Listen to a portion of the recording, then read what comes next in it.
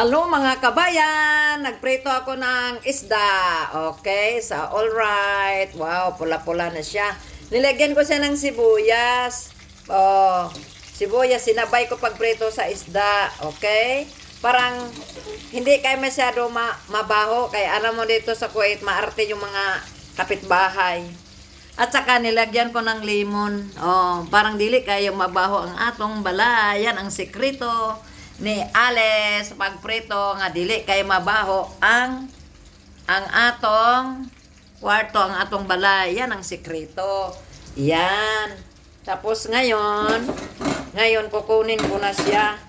Ilalagay ko na siya dito. Aywa. Oh. Yan oh, yan ang akong prito nga isda alumahan. Okay. Wow, masarap to sa usaw-saw. Luto na rin ang sibuyas, oh. Yan. Parang dili kayo mabaho ang atong life. Uy, lumika ito ba? Yan. Tapos tingnan mo yung yung forma ko. Nagtakip ako ng dito kasi parang di mga mo yung buhok. Kasi papasok pa ako, baka mga moy, aywa, tarang, tang, takip-takip sa buhok.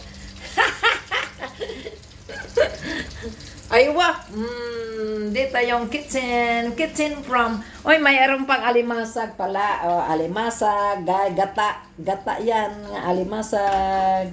Okay, shout out sa alimasag, at saka sa piniritong isda, aywa. Aywa. Tring! Venerito with the pinirito ding yan, sibuyas.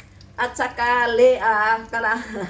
lemon, parang di mga moy ang atong bahay. Lagyan ng sibuyas, isabay sa isda. Okay, alright. I love you all. Thanks. God bless us all.